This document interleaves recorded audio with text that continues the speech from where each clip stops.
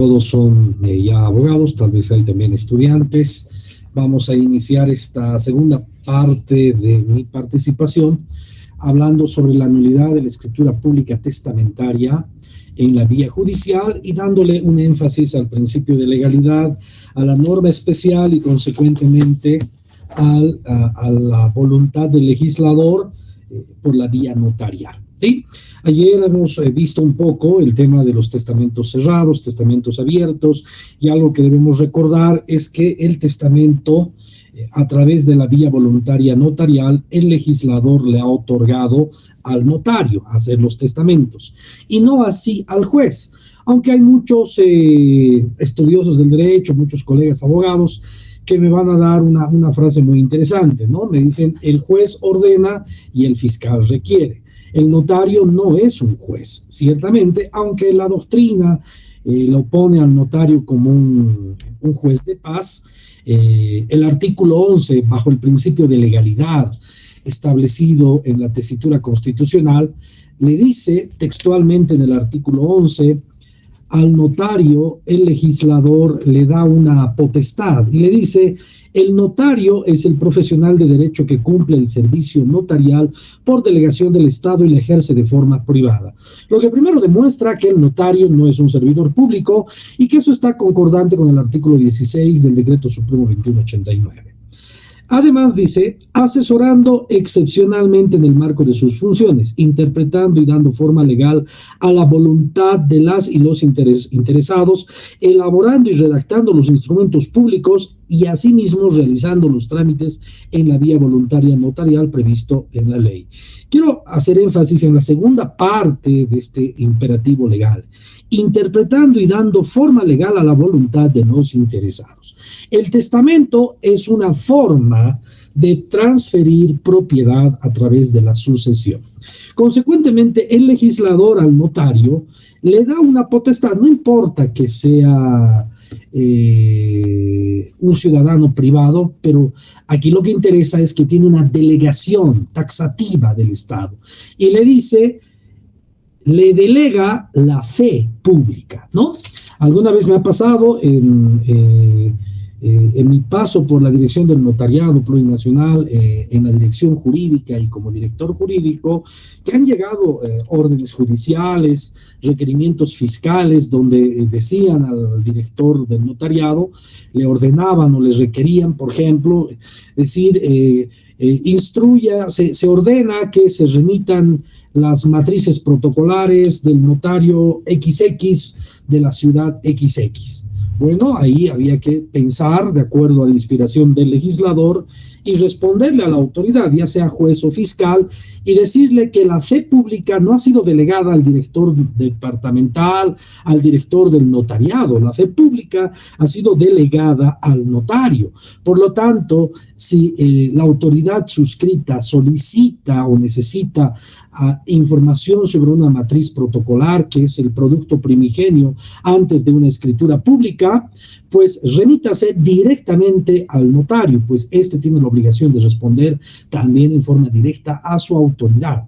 Y en casos de algún delito como falsedad, duda de la firma, de las huellas digitales, o incluso la posibilidad de que una persona fallecida haya firmado una matriz protocolar, en el mismo sentido, la autoridad competente llamada por ley tiene todos los instrumentos legales y técnicos del Estado, como ser el IDIF, para ir ante el notario de fe pública y hacer en el lugar del archivo de las matrices, pues el peritaje que corresponda, porque toda vez que estas matrices protocolares le pertenecen al Estado, hay algunos fiscales que por el total desconocimiento de la fe pública han incautado libros matrices, ¿no? Afectando a otras escrituras públicas, a otras matrices protocolares que no tienen absolutamente nada que ver con el presunto delito en investigación.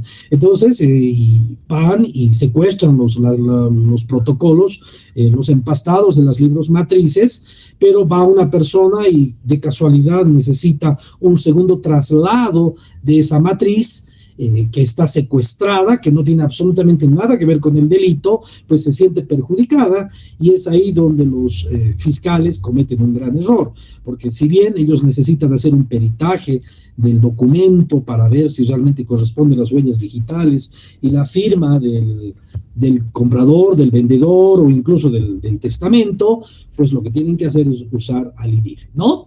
Muy bien, entonces ahí vemos un primer elemento de que el postulado legal, la intención del legislador ha sido darle la vía voluntaria al notario, aunque no es servidor público, le ha dado la voluntad, le ha dado la potestad de tomar decisiones en cuanto a la fe pública. Y precisamente en esta exposición vamos a ver el tema del testamento. Entonces, bien, el notario no es un servidor público, eso está claro, pero no significa que no tenga responsabilidad y que no tenga compromiso, toda vez que el artículo 18 de la misma ley, en su numeral, en su inciso B, establece que el notario debe actuar con eficiencia, eficacia, transparencia y profesionalismo en la elaboración de estas escrituras públicas, ¿no? Y en el caso concreto, el testamento. Entonces, Pérez González y Alguer establece un concepto muy interesante, que lo tenemos en pantalla. La nulidad es aquella imperfección que le impide producir sus efectos propios. El derecho considera el negocio exactamente como si se hubiese realizado. Pero el problema real y efectivo consiste en determinar cómo se logra hacer desaparecer unos efectos que realmente se han producido o cómo evitar que se produzcan a instancias de alguna de las partes. Pues ya vimos que es inevitable que esta producción de efectos tenga lugar, por lo que la frase como si nunca se hubiese realizado, ¿qué es lo que establece una nulidad, por ejemplo? Una nulidad sobre una escritura pública o de cualquier otro actuado, vamos a imaginarnos de un juez jurisdiccional, pues cuando se comprueba la nulidad es como si nunca se hubiera realizado. Hay varias cosas que hablar sobre este aspecto. Hay un gran problema informático en este momento en la verificación de datos. Yo creo que varios de ustedes son notarios y me van a dar la razón. Hay un sistema informático desde el 2019 que se llama SIVDAP, Sistema de Información y Verificación de Datos, que ha salido con un instructivo, el 059. Bueno, resulta ser de que este sistema tiene un problema que ya se ha advertido y que seguramente va a ser producto de debate y van a haber algunas personas que están afectadas. Hay una persona que fallece, esta persona muere, pero sin embargo hay varios casos donde se ha detectado de que el SIVDAP no te avisa. ¿Por qué no te avisa el SIVDAP? El SIVDAP encuentra la información de la identificación de datos de la base de datos del CEGIP, ¿no? Y bueno, el notario por esa verificación de datos tiene que pagar. Está bien, aunque no te dice, ¿no?, que eso está dentro del arancel, y bueno, ya el notario ahí ya le están descontando parte de su servicio. Seguramente más adelante tendrán que pensarse seriamente en actualizar el arancel notarial, porque ahora el notario tiene que pagar el SIVDAP, tiene que pagar los valores electrónicos, pagar los valores digitales. En provincia todavía no funciona el sistema de Simplu, por ejemplo, pero para el notario de la ciudad pues tiene que trabajar pagando esos otros tributos más, ¿no? Bueno, no vamos a decir que son tributos, pero erogación de gastos. ¿Qué es lo que sucede? El SIVDAP saca la información del CEGIP y el CEGIP, no sé cuándo, ni cómo, ni en qué plazo, interopera con el CERESI. El CERESI es el que tiene la base de datos de los registros de las personas fallecidas, ¿sí? Entonces, el CEGIP tendría que interoperar inmediatamente. Bueno, yo les cuento un caso particular de alguien que estoy asesorando, donde lamentablemente alguien se ha hecho un familiar cercano y fisiológicamente, pero biológicamente, vamos a decir, tiene un parecido muy grande, ¿no? Es una persona que es el hermano, pero tiene un parecido gigantesco. ¿Por qué? Por una sencilla razón. Al parecer son gemelos. Y el hermano gemelo menor, con segundos, se ha hecho pasar por el hermano mayor que está fallecido. el sistema, primero, no te dice que hay gemelo, ¿ya?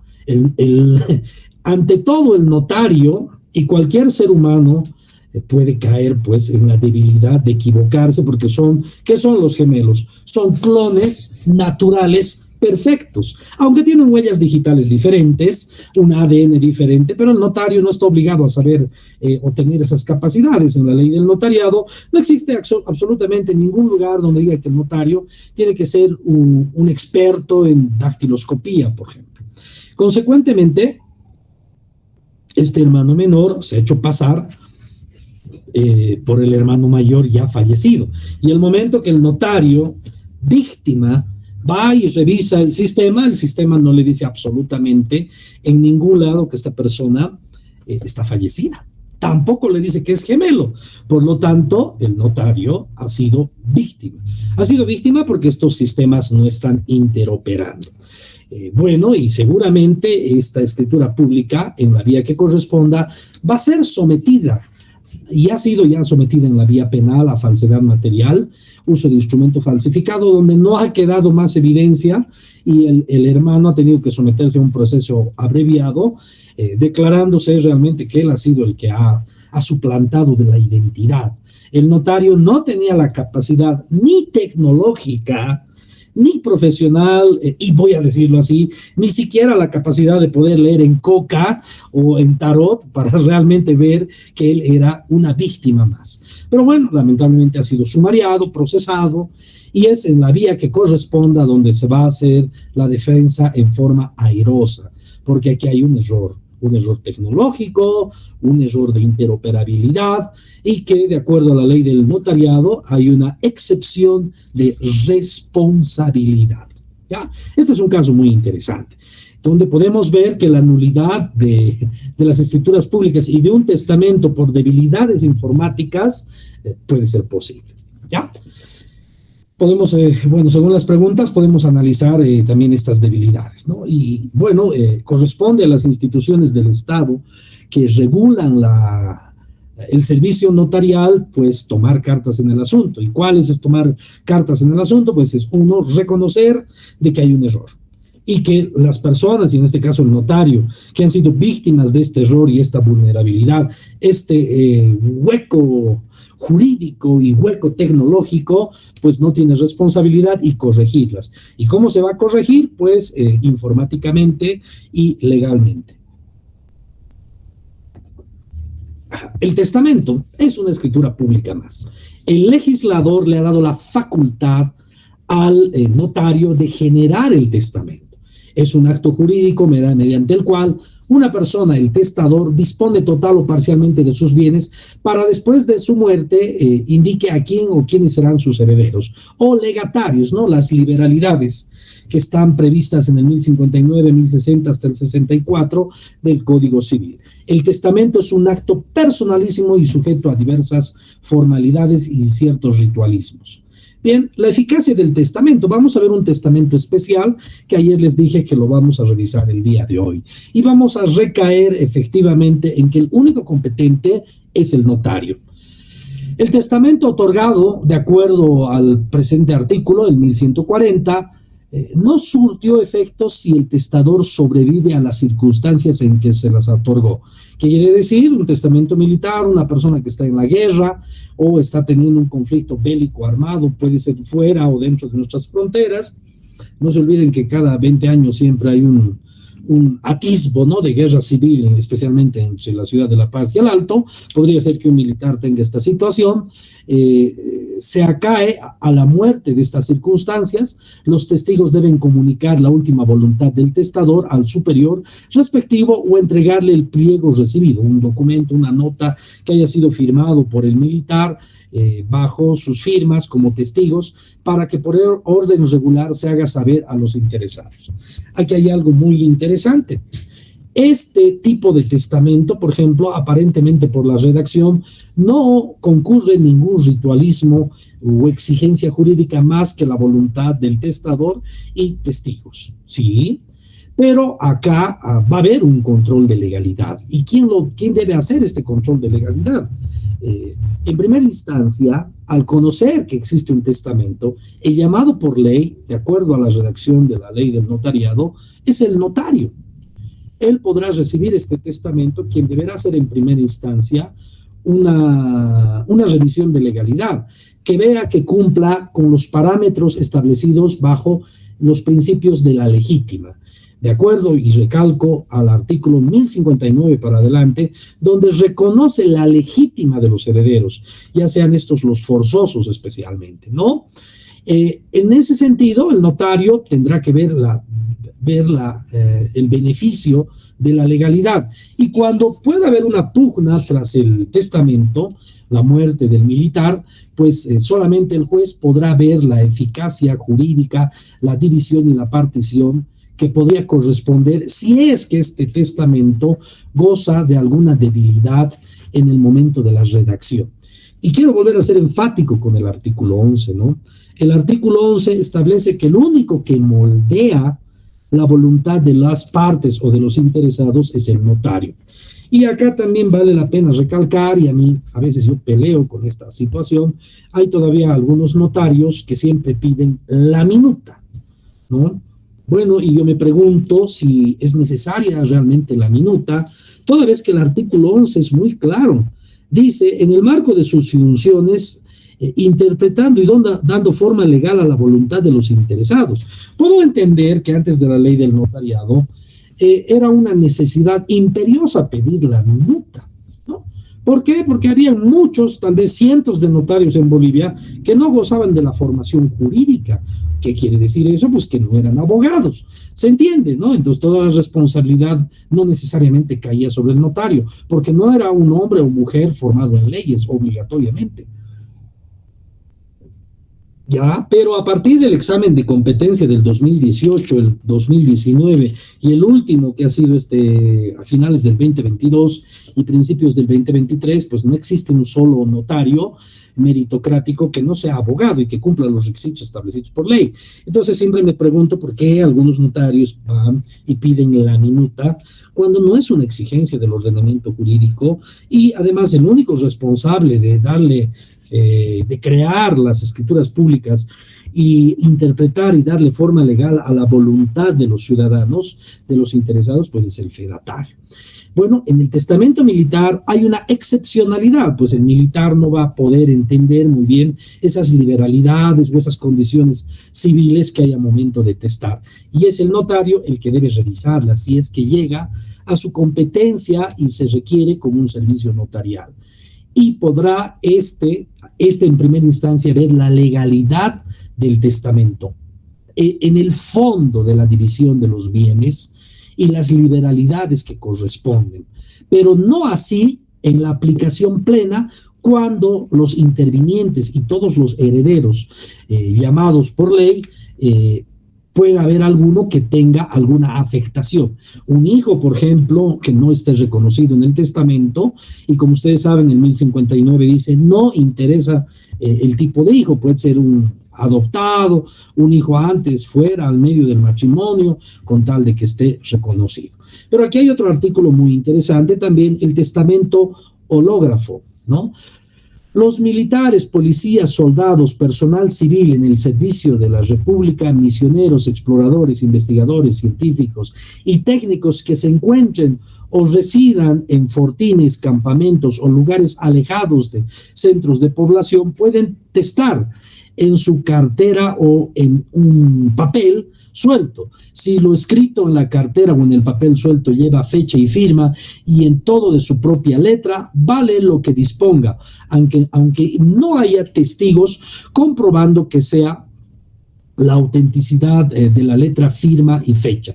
Muy bien, aquí tenemos toda una excepcionalidad en el momento de la redacción del testamento y pone varios tipos de ciudadanos, militares, policías, soldados, personal civil, incluso dice. ¿Qué quiere decir? Ciudadanos comunes y corrientes. Una persona que se ha perdido en el bosque, se ha perdido en la selva, en lugares tupidos, independientemente si es militar o policía, pero dice yo estoy muriendo, estoy con una enfermedad, tal vez le ha picado algún insecto ponzoñoso u otro animal lo ha atacado, pues esta persona puede hacer un testamento y dejar su voluntad en un papel que sea de su redacción y que tenga su firma, la fecha. Ya, entonces aquí en este tipo de testamento hológrafo, pues estamos viendo una total dispensa de los formalismos y ritualismos, incluso ni siquiera la participación del notario. Pero el parágrafo 2 nos aclara: el testamento otorgado de acuerdo al parágrafo anterior caducará pasados los 30 días de haber retornado el testador a un lugar donde pueda acudir a las formas ordinarias de testar. ¿Esto qué quiere decir? Que haya sobrevivido. Que si bien en ese momento él pensaba o ella pensaba que iba a morir, pues resulta ser que no murió y bueno, su testamento está ahí y no puede continuar la enfermedad, pero él decide y tiene la obligación de que ese testamento ahora sí vaya por los ritualismos jurídicos que corresponde de acuerdo a la ley sustantiva notarial, al Código Civil, y obviamente que el que debe construir y debe dar la forma, la voluntad, pues es el notario. Y aquí le pone una fecha de caducidad, le dice 30 días. ¿Qué sucede si esta persona no sobrevive, más bien muere, y por razones de la vida se encuentra su última voluntad después de un tiempo considerable? Vamos a imaginarnos un año, que esa persona, su cuerpo se ha estado descomponiendo en la selva, sin embargo, en uno de sus ropajes se ha encontrado pues ese documento que acredita su última voluntad. De la misma forma, ese testamento en situación especial, en situación fortuita o en situación de fuerza mayor, porque vamos a considerar que las enfermedades, el ataque de animales, el perderse en lugares paradisiacos del territorio, pues son situaciones de fuerza mayor, ¿no? Imprevisibles e inevitables. Pues ese testamento tendrá que ser sometido definitivamente a un control de legalidad, y en primera instancia tendría que ser o podría ser el notario. Si es que va a la vía judicial, pues la autoridad judicial, una vez establecidos los límites y la legalidad de ese instrumento, verificar si realmente corresponde la escritura, la firma y otros detalles al cujus, que realmente representan su voluntad y la manifestación de esta, pues es el juez el que debe ordenar y remitir a que ese testamento hológrafo o ese testamento militar sea sometido a un instrumento público por la vía notarial, y sea el notario el que emita y el que cree una matriz protocolar. ¿Por qué es tan importante este servicio de la matricidad en el servicio notarial? Voy a darles antes un pequeño paréntesis para que podamos entender en la dimensión total. Cuando yo hago un servicio notarial o necesito un servicio notarial fuera del territorio nacional, pues voy a usar definitivamente al cónsul, ¿no? El notario en el extranjero. Él sí es un servidor público, definitivamente. Pues él va a hacer la creación de la escritura pública en el extranjero. Puede ser un poder, puede ser otro documento o incluso un testamento hecho en la Argentina ante el cónsul argentino, pero con vinculación y efecto en Bolivia. Pues va a llegar vía Cancillería, vía apostillado ese documento a La Paz. Y bueno, ¿qué es lo que tiene que hacer un representante o el usuario o el beneficiario del servicio notarial? Pues tiene que remitirlo ante un notario de fe pública para que éste haga una transcripción de ese servicio notarial en el extranjero consular y cree una matriz protocolar asentada dentro de sus libros, índices, el protocolo y obviamente la matriz protocolar. Entonces, eso se hace a partir de ese momento, pues existe ya el documento matricial que va a permitir segundos traslados, que va a permitir el original con las necesarias de acuerdo a la necesidad de las copias legalizadas para continuar el trámite respectivo. De la misma forma, en el tema del testamento, un testamento en el extranjero, un testamento especial de los que estamos viendo en este momento, pues así haya existido un control judicial, pues ese control judicial debe determinar y remitir ante el notario de fe pública, que es un juez de paz, para que éste cree la matriz, porque ese es el documento que crea vinculación y fe pública.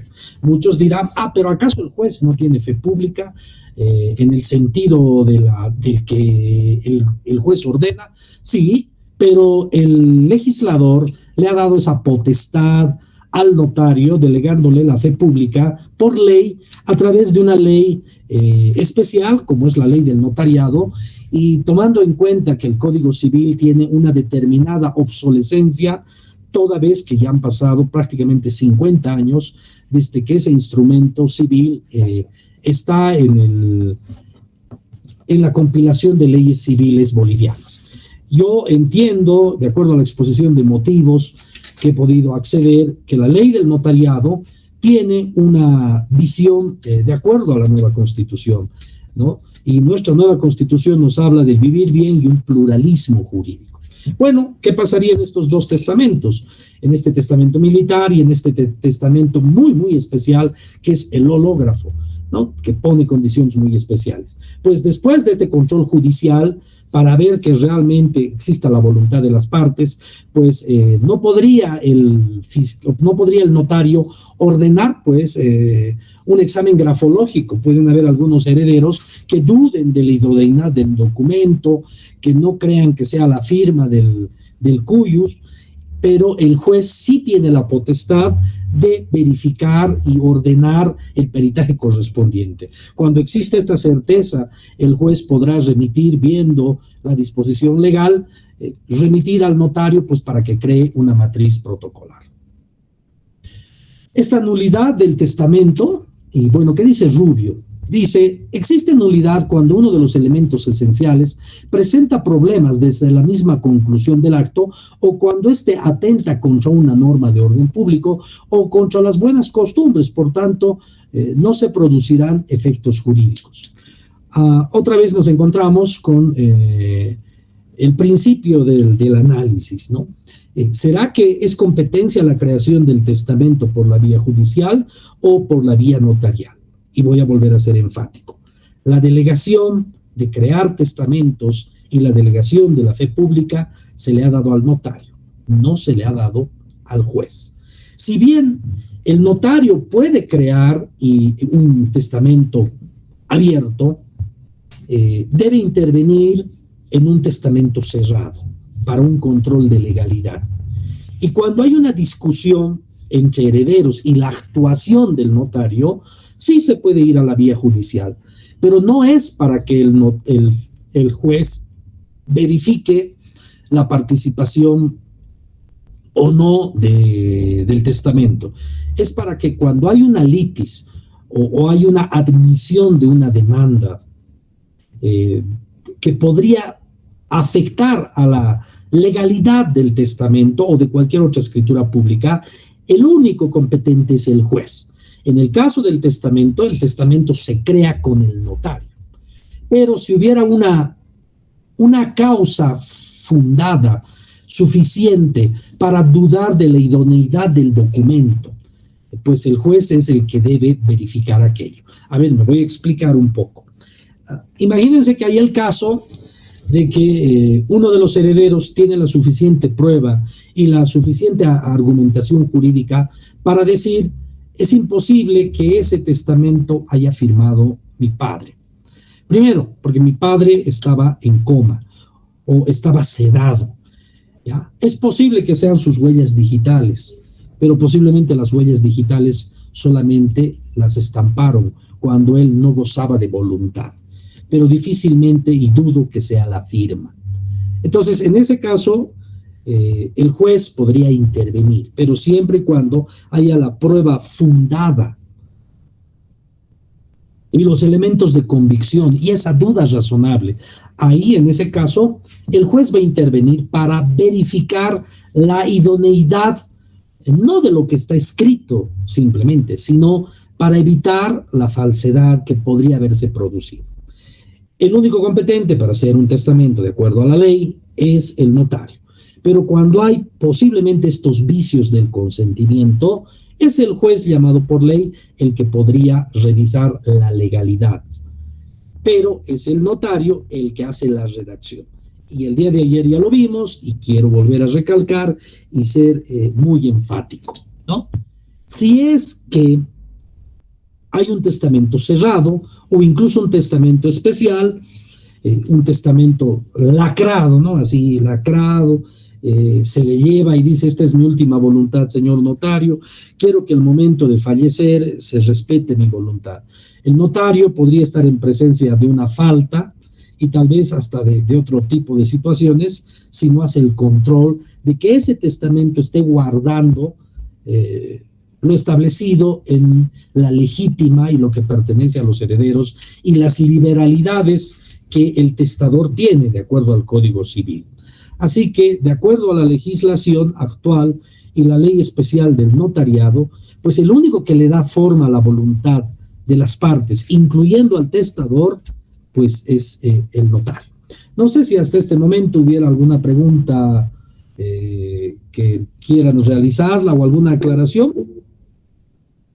Muy bien, compañero Ugarte, le cedo la palabra. Muy buenas noches, doctor Cristian. Hablando de la nulidad del testamento, vamos con lo que usted nos manifestaba de una supuesta falsificación de la firma o suplantación de la firma del supuesto testador. ¿Cuál sería la base legal, el procedimiento para demandar la nulidad de un testamento abierto otorgado ante testigos solamente? Habida cuenta de que estamos hablando de la forma, ¿no es cierto? Uno de los presupuestos de validez sería la firma del testador. ¿Se encuadraría a los vicios del consentimiento, no? ¿O sería otro tipo de encuadre legal? Bueno, habida cuenta además de que hoy en día se ha modulado por la jurisprudencia de que toda falsedad se adecua a la nulidad, ¿no es cierto? Jurisprudencia constitucional, todo aquello de que dice que, bueno, toda falsedad, todo engaño se encuadra a la nulidad. Entonces, ¿cuál sería ese fundamento legal que podríamos esgrimir ante el juez para llegar a una nulidad del testamento por suplantación de firma del testador? Gracias, doctor Cristian. Muy bien, gracias, doctor, a usted por la pregunta. El artículo 2 de la ley del notariado, principios y fines, en el artículo 2, numeral 5, dice legalidad, porque las actuaciones del notario están sometidas plenamente a la Constitución y la ley, se presumen legítimas, ¿no? Prácticamente todo lo que hace el notario tiene presunción de legalidad, ¿ya? Y es plena prueba. En cualquier actuado judicial, lo que hace el notario es completamente legítimo, salvo expresa declaración judicial en contrario. En el caso del testamento, el único que puede declarar que un testamento es nulo, pues es el juez, en este caso un juez civil. En ese sentido, también el artículo 82 de la misma norma establece la nulidad de los documentos notariales solo puede declararse mediante sentencia ejecutoriada emanada por autoridad jurisdiccional competente. Cuando se va a ir a un presupuesto de una posible nulidad y se vaya contra la voluntad del testador, pues previamente se debe admitir la demanda. Y debe haber razonamientos suficientes, argumentación suficiente para sembrar la duda razonable en que algún notario, que sinceramente dudo mucho que pueda existir, pero siempre hay la posibilidad. No nos olvidemos que Jesús anduvo con 12, uno lo traiciona, otro lo niega y los otros 10 huyen, ¿no? En el momento de la crucifixión nadie puede garantizar que todos tengan principios plenamente éticos. Es ahí donde el acervo probatorio debe ser suficiente, de tal forma que el juez pueda tener elementos para poder admitir la causa. Caso contrario, ni el juez es competente cuando no existe todo este bagaje probatorio, la duda razonable, ni siquiera para admitir, toda vez que todas las actuaciones del notario se presumen completamente legales. Respondiendo al colega, pues si no existe una duda razonable y un acervo probatorio contundente de la voluntad del testador, por ejemplo, que le hayan suplantado la firma, que de muerto le hayan puesto las huellas digitales, pues no existe ningún tipo más de situación que ponga en duda. Habría que probar y decir que realmente esa persona, el día que estaba testando, pues bajo informe médico o de un grupo o un colegiado de médicos, esa persona no gozaba de voluntad toda vez que estaba sedado por los terribles dolores de una enfermedad cancerígena que no le permitía vivir con dolor y por lo tanto estaba sedado y que pasó a mejor vida incluso estando sedado. Esa sería la única posibilidad, toda vez que el notario y todas sus actuaciones gozan de legalidad. Yo sé que a veces los sumariantes disciplinarios no comprenden la dimensión de este análisis y más bien parecería que a veces un poco quieren decapitar al notario, ¿no?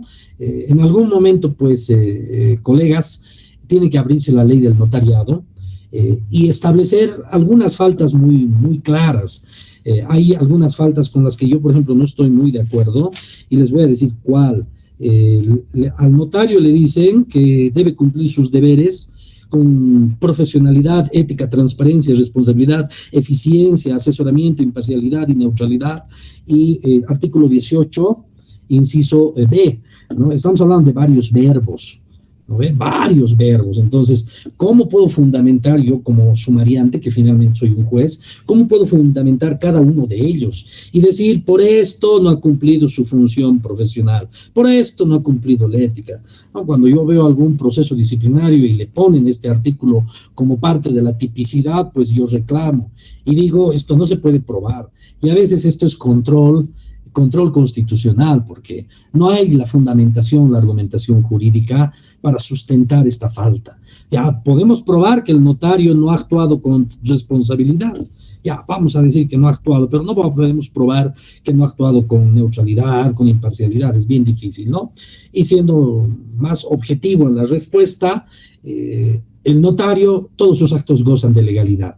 Habría que tener prueba suficiente, idónea, que establezca que la persona no tenía goce de sus facultades mentales y sus facultades motrices. Por lo tanto, no era posible la firma. No sé si hay alguna otra pregunta. Perdón, doctor, pero digamos en tratándose de un testamento abierto otorgado solamente ante testigos. Hablamos de esta suplantación de firma. El encaje legal sería las causales de nulidad, anulabilidad, porque este no es un presupuesto de la firma, ¿no es cierto? Que no sea otorgado ante notario, solamente ante testigos. ¿Cuál sería ese fundamento legal que podríamos esgrimir para demandar esa nulidad? Porque seguramente en juicio recién se va a hacer un peritaje, ¿no es cierto? Entonces, Por ¿cómo supuesto. tendría que ser? ¿Cuál tendría que ser el presupuesto legal, el fundamento para demandar esa nulidad, doctor? Gracias. El fundamento legal, si hablamos de los testigos, esos testigos son las personas que han dado fe de la voluntad del testador. Pues el presupuesto legal más importante es que esos testigos no gozaban plenamente o tenían un interés en el momento de la firma del testamento. Segundo, que esos testigos tenían, aparte del interés, estaban impedidos por ley. El mismo Código Civil establece y dice quiénes no pueden ser testigos en el momento de la firma de un testamento. Habla de personas que tengan interés, familiares muy cercanos. Entonces, esos serían los presupuestos legales. Pero cuando hablamos de una nulidad del testamento, donde se dude la firma y haya testigos, hay otra situación donde se dude de que ese testamento haya sido otorgado en sede notarial, que solamente les recae al notario. No nos olvidemos que el notario es el que hace la voluntad y crea la voluntad del testamento, ¿sí? Pero más adelante tengo dos sentencias constitucionales que nos van a ayudar a entender la nulidad y la anulabilidad. ¿No? Estamos en esta etapa y bueno, yo he guardado para el final esta jurisprudencia que nos va a ayudar a entender esos presupuestos legales, ¿sí? Existe nulidad cuando uno de sus elementos esenciales presenta problemas desde la misma conclusión del acto o cuando éste atenta contra una norma de orden público, es lo que dice Rubio. Vamos a pasar a otra diapositiva, la nulidad de los actos procesales. El Código Civil, en su artículo 490, establece motivo lícito. El contrato es ilícito cuando el motivo que determina la voluntad de ambos contratantes es contrario al orden público o a las buenas costumbres, ¿no? El contrato es lícito cuando el motivo que determine por ambos contratantes sea contrario al orden público o a las costumbres. Aquí tenemos una sentencia constitucional que nos habla, la 242, quebrado 2011 R, del 16 de marzo, que establece, ¿no?, en el ratio decidendi, quien pretenda la nulidad debe tener un interés legítimo. Y aquí viene parte de la respuesta del colega. Quien pretenda la nulidad debe tener un interés legítimo y ser el directo perjudicado con el supuesto acto viciado de nulidad. Es decir, que para poder arguir la nulidad por vicios procesales, el impetrante debe ser el agraviado por dicho acto. Esta sentencia constitucional es parte del presupuesto que nos ayuda a entender de que la nulidad de una escritura pública, en este caso de un testamento, debe haber un interés legítimo que demuestre que esa persona, por esa supuesta vulneración o incluso supuesto tipo penal, pueda ser afectado. La anulabilidad del testamento. Relativa o también llamada anulabilidad nos dice que existe un vicio, sin embargo, no se sabe si es esencial o no. Para esto, la parte afectada solicita una investigación y se verificará que el vicio no afecte o vulnere derechos. En ese sentido, es anulable, es decir, es factible a ser modificado a solicitud de una de las partes. Tomando en cuenta la anterior sentencia constitucional, debe haber un interés legítimo que justifique y demuestre, según también aplicando este concepto de Santi Esteban, de que haya una causa que le afecte, una probabilidad que ese testamento le afecte a sus derechos, que bien tendrían que estar reconocidos como un heredero forzoso o posiblemente un heredero voluntario. El Código de las Familias, la Ley 603, en su artículo 25 establece filiación mediante instrumento público. En caso de establecer la filiación de manera expresa en instrumento público, se procederá a su inscripción en el registro cívico, con la presentación del instrumento público y el consentimiento de la o el hijo si es mayor de edad, o el que de su representante legal si es menor de edad. Pero el parágrafo 2 es importante. Esta filiación no podrá ser revocada aunque se revoque en el testamento en el que se hizo o sean nulas las demás disposiciones que contenga. ¿Qué quiere decir? Que en el momento de la filiación, aún en el testamento, no se puede revocar la filiación. También el Código Civil nos establece que aquellos padres que hubieran reconocido al hijo después de fallecido no pueden heredar, ni siquiera por testamento. No, ese es otro presupuesto legal que establece el Código Civil. Muy bien, hablemos de otra jurisprudencia muy interesante, la sentencia constitucional referente a la nulidad procesal. Esta es la 687, quebrado 2005 R, del 20 de junio del 2005. Retrotrae el proceso al momento anterior al que se genera el vicio del procedimiento, es decir, la inobservancia de los requisitos. Por ejemplo, que el testador no haya tenido plenas capacidades motoras o mentales, formas o procedimientos previstos por la ley procesal, o esa regla se impone a la excepción por los casos en los que se sustanciare un incidente, un trámite ajeno al asunto principal o se produzca el vicio. Aquí hay un pequeño paréntesis, ¿no? El vicio del consentimiento. Puede ser disyuntiva o puede ser compulsiva. El disyuntiva es un vicio del consentimiento que viene de la parte psicológica, el amedrentamiento. Ese es disyuntivo. Y el vicio compulsivo es cuando además puede haber la violencia. La autoridad jurisdiccional debe observar en esta está obligada a cumplir las reglas que el legislador ha establecido para la tramitación de los procesos, asegurando el derecho al debido proceso y al principio de la seguridad jurídica. En el caso de los testamentos, solamente los jueces son capaces de verificar ese control de legalidad, y el notario va a dar la forma a la voluntad de las partes. Retrotrae, ¿qué dice esta sentencia constitucional? Y la dividimos en tres partes importantes. Retroceso del proceso. La importancia de retrotraer el proceso al momento anterior a la aparición de un vicio en el procedimiento. Esto significa que cuando se ha detectado una violación de los requisitos o incluso una violación al debido proceso o al consentimiento, existe aquí un proceso judicial y este debe volver a la etapa anterior para corregir el error. ¿Qué tal si fue la voluntad? ¿No? A ver, vamos a imaginarnos que tenemos un testamento otorgado en un lugar lejano, como habíamos visto hologramo en el testamento holográfico, pues esa persona no murió, sino que está viva y no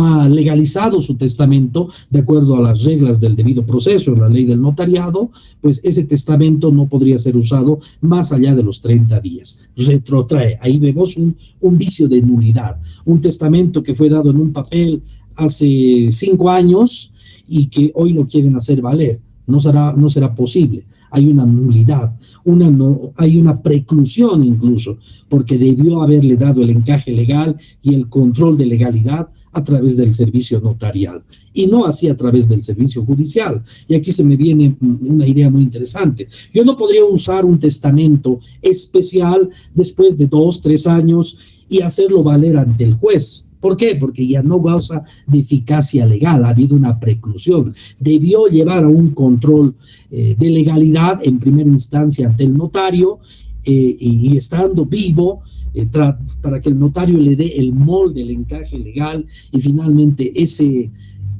testamento pase a ser un testamento abierto o posiblemente cerrado, dependiendo de la voluntad del testador, pero bajo un encaje legal.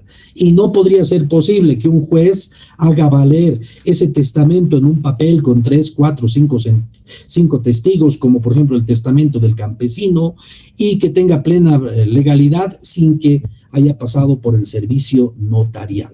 Aunque muchos dirán, no, pero el juez ordena. No, en este caso la ley especial del notariado y la delegación al notario pues tiene una instrumentalización legal más importante. Excepción en casos de incidentes o trámites ajenos. También esta citada sentencia constitucional señala que existe una excepción a la regla de retrotraer el proceso. Se aplica en situaciones en las que se produce un vicio al tramitar un incidente o trámite que no está directamente relacionado con el asunto, principalmente del proceso. Cumplimiento de las reglas legales. La responsabilidad de la autoridad jurisdiccional de cumplir con las reglas establecidas por el legislador para la tramitación de procesos legales. Esta sentencia nos abre el camino y nos dice, el legislador ha impuesto reglas. Quien debe aplicar estas reglas, pues, es el administrador de justicia. Aunque algunos autores dicen, ¿no?, el legislador constituyente. Hace unos minutos hablaba un colega, y ciertamente hay varias sentencias constitucionales que en vez de modular ya podrían estar legislando, ¿no? Y ciertamente eso es muy peligroso. Eso es muy peligroso porque el legislador constituyente como tal no podría usurpar funciones del legislador parlamentario, congresal, plurinacional que tenemos, ¿no? Si bien las sentencias constitucionales son muy importantes y de acuerdo al 203 de la Constitución son vinculantes y de cumplimiento obligatorio y no tienen recurso ulterior, tampoco pueden usurpar funciones. La ley 1390 establece que la usurpación de funciones es un delito. El 123 de nuestra Constitución establece que son nulos todos los actos que usurpen funciones. Entonces, en ese caso, bajo esa argumentación jurídica, el juez no puede usurpar funciones del notario. Bueno, tampoco el notario, la del juez, y eso es poco probable. No creo que ningún notario se anime a usurpar funciones de un juez que legalmente no va a poder. Y lo mismo sucede con algunas situaciones de legislador constituyente, ¿no? Que a través de algunas sentencias le está quitando rol al legislativo, ¿ya? Y muchas veces y en varias sentencias constitucionales los mismos magistrados constitucionales han reclamado, ¿no? Han dicho, esta no es una instancia recursiva, no es una instancia de apelación. Sin embargo, esta es una discusión muy, muy grande, ¿no? Un querido amigo, el doctor Boris Arias López, letrado del Tribunal Constitucional, en una de sus exposiciones que tuve el privilegio de estar, dijo, a veces los abogados recaen sobre principios y valores, y con esos principios y valores quieren destruir la norma jurídica, y eso crea inseguridad jurídica. Sí y no, desde mi humilde punto de vista, muchas de las normas jurídicas dentro de la aplicación del control judicial, los jueces tienen toda la potestad a usar principios como el pro actione, el pro homine, y en aplicación a la Constitución fallar, incluso apartándose de la ley. El artículo 256 de la Constitución establece que los tratados internacionales que tengan fundamentos superiores a lo que redacta la propia Constitución y la ley podrán ser aplicables con preferencia. Claro, el Pacto de San José de Costa Rica y otros tratados internacionales que beneficien y que tengan mayor favorabilidad, pues deben ser tomados en cuenta, ¿no? Bueno, pues este es como un acápite aparte, es el objeto de otra discusión. A veces cuando se tiene que hacer acciones constitucionales o la defensa de las personas, de los notarios, etcétera, pues se debe tomar en cuenta pues estos principios y valores. Yo no estoy a favor de decir que crean inseguridad jurídica. Finalmente la ley está para servir al ciudadano, y si hay principios y valores que superan la legalidad, pues los jueces, los administradores de justicia y los abogados tenemos todo el derecho a reclamar. Y lo decía muy bien un vocal constitucional en un curso en la Universidad Mayor de San Andrés hace un par de meses. Voy a acordar el nombre, el doctor Israel Campero, incluso decía, me quieren guayquear por lo que voy a decir, pero para mí es la verdad. Él decía, los jueces podemos apartarnos de sentencias constitucionales, incluso de la ley, y él decía sí, pero fundamentadamente. Claro que sí, bajo esos principios del pro homine, pro actione y tratados internacionales, pues es legalmente posible, ¿no? Aunque otros digan, pero eso crea inseguridad jurídica. No, porque hay principios y valores que siempre van a ser supralegales. Bien, esta otra sentencia constitucional, la 1153, quebrado 2013L, dice, la jurisprudencia del Tribunal Constitucional contenida en la sentencia 075, 1369, no se preocupen, voy a pasar estas diapositivas al moderador, como siempre lo hago, para que pueda estar con ustedes.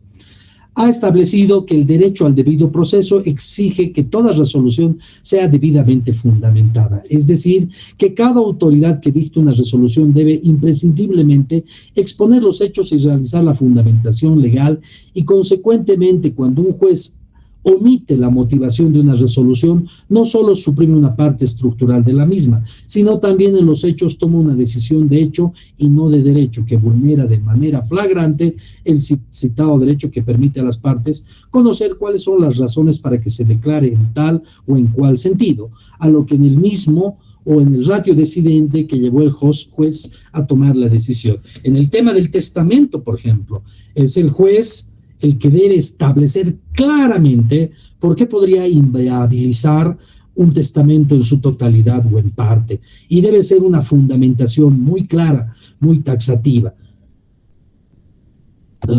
Alguna vez se ha usado este término, y creo que debería ser el correcto, de decir que una escritura pública tiene situación de cosa juzgada. En el caso, por ejemplo, de la vía del divorcio notarial, una vez que el notario ha establecido todos los presupuestos legales y sale al tráfico jurídico el divorcio notarial, pues tiene condición de cosa juzgada. El testamento, de la misma forma, salvo prueba y decisión judicial en contrario, y de acuerdo a esta sentencia constitucional debidamente fundamentada. Aquí tenemos otra sentencia constitucional, permítanme un segundo.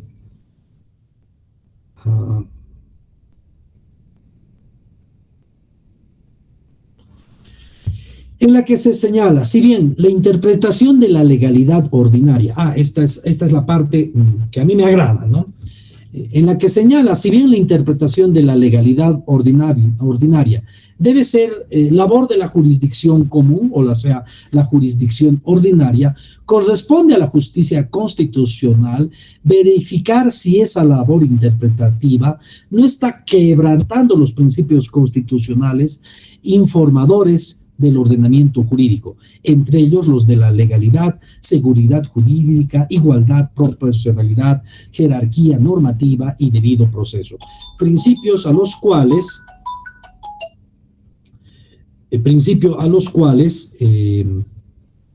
permítame, me entró una llamada y ya me quitó la inspiración.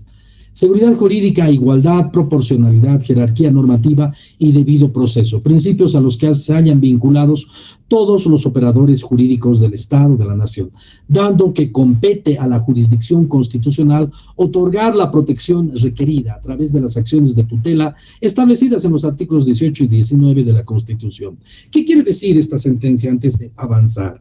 Quiere decir que los jueces no se pueden meter en las decisiones de las autoridades judiciales, pero también las mismas sentencias constitucionales han establecido de que en la legalidad ordinaria la justicia constitucional puede revisar la prueba cuando esta prueba, primero, es verdad material. Segundo, esta prueba existe y no ha sido tomada en cuenta y puede cambiar la situación del proceso. Y además de esto, cuando ha habido una conducta omisiva, reiterada y reclamada por el recurrente, ¿no? ¿Qué quiere decir? Que hay una prueba, una verdad material. Por ejemplo, el caso que les contaba al principio de esta exposición, ¿no? Aquel notario que ha sido víctima de suplantación, el sistema informático no le ha ayudado para determinar que ese gemelo estaba suplantando a su otro gemelo, pues se le reclama en el proceso disciplinario, se le dice, a ver, un ratito, aquí hay este error, el sistema no me ha ayudado, me han engañado, por lo tanto yo no soy responsable, y en todo el proceso disciplinario se salen tangencialmente y no le dan la voluntad a la parte. Consecuentemente, se puede reclamar que en sede constitucional se valore la prueba. Y la misma jurisprudencia dice, excepcionalmente se podrá tomar en cuenta esa legalidad ordinaria de la valoración de la prueba para que finalmente se llegue a establecer la voluntad de la verdad material y se tome una decisión que no conculque derechos, ¿no? Y bueno, ese es el objeto de la legalidad ordinaria. En el control judicial, por ejemplo, de los actos y del servicio notarial, cuando se vea la legalidad de los actos del notario y no existe una prueba contundente para demostrar que ese servicio notarial ha sido ineficaz o que tiene algún vicio del consentimiento, en la vía del amparo constitucional se puede solicitar la legalidad ordinaria y la revisión de aquellas pruebas que hubieran sido omitidas, por ejemplo, por un juez jurisdiccional o incluso por un proceso disciplinario sancionador en la vía notarial. En conclusión, vamos a establecer que esta sentencia constitucional dice, se puede revisar excepcionalmente la prueba y la decisión, y a eso le llama la legalidad ordinaria. Consecuentemente, en el caso de un testamento, ese testamento goza de fuerza probatoria, principio de legalidad, pero salvo prueba en contrario, que yo la veo difícil, pero si es posible, podría anular. Ahora, ¿quién es el competente para decidir sobre la voluntad del testador? El competente para decidir la voluntad del testador es el propio testador. ¿Quién es el competente para elaborar un testamento y que haga el control de legalidad? Pues aquel a quien el Estado le ha delegado la fe pública notarial, pues es el notario. El testamento no puede ser elaborado por un juez, porque no le da esa facultad la norma especial del notariado. Sí, el juez puede hacer una revisión de la legalidad del acto notarial, siempre y cuando haya un acervo probatorio contundente, que le dé elementos de convicción de una posible violación a la voluntad del testador. En consecuencia, habríamos terminado, no sé, es las 20:43, ahora sí podemos entrar a una segunda y última ronda de preguntas.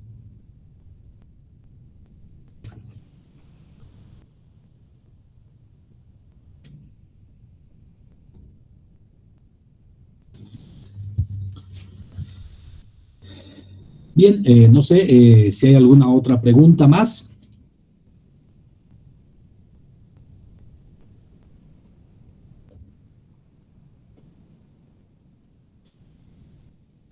Jorge, no sé si todo está claro o hay alguna otra pregunta más.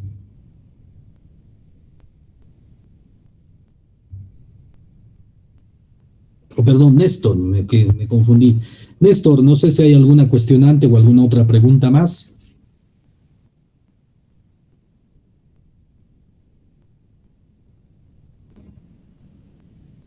Creo que no hay ninguna duda, doctor.